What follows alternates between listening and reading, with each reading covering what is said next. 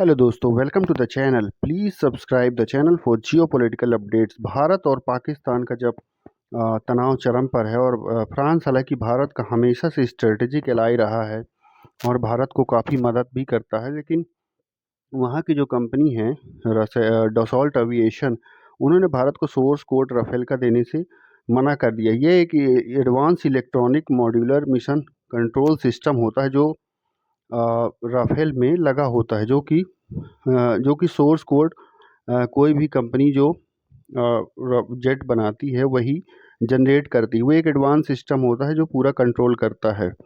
लेकिन Rafale company ने Dassault aviation ने फ़िलहाल कोड देने से मना किया। उन्होंने कहा कि हमारी दशकों की मेहनत है और हम इस तरह से इस क्रिटिकल टेक्नोलॉजी को अभी फ़िलहाल शेयर नहीं कर सकते। इससे भारत के लिए थोड़ा सा सेटबैक ज़रूर आएगा, क्योंकि भारत का राफेल इस समय सबसे इम्पोर्टेंट भारत के लिए अस्त्र माना जाता है। हम हमेशा से राफेल पर विश्वास करते हैं जब से हमने ख़रीदा, और ये 4.5th जनरेशन का एक शानदार एयरक्राफ्ट है जिससे पाकिस्तान और चाइना दोनों कहीं ना कहीं खौफ ज़्यादा रहते हैं। लेकिन अब जिस तरह से इस डसॉल्ट एविएशन ने फ़िलहाल मना किया है, उन्होंने कहा कि हमने इस सिस्टम को काफ़ी मेहनत करके डेवलप की है। हालांकि जब डील हुई थी तब इसका कोई करार नहीं हुआ था।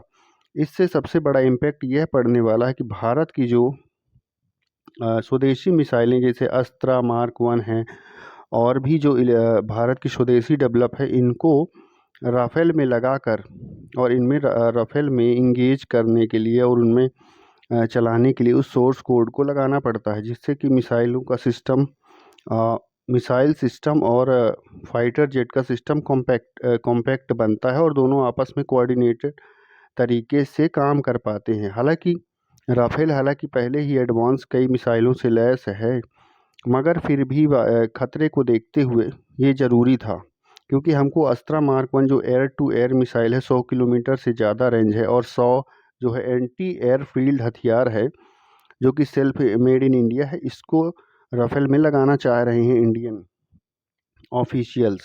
और फ्रांस कंपनी फ़िलहाल अभी देने से मना कर रही है, पर देखते हैं आगे अगर भारत सरकार कंपनी के ऊपर दबाव बनती है, जिस तरह से 100 और राफेल लेने का बात चल रहा है, हो सकता है आगे वे टेक्नोलॉजी ट्रांसफ़र कर भी सोर्स कोड दे भी सकते हैं, ऐसा नहीं है। पर फ़िलहाल तो अभी कंपनी ने इस पर रोक लगाई हुई है।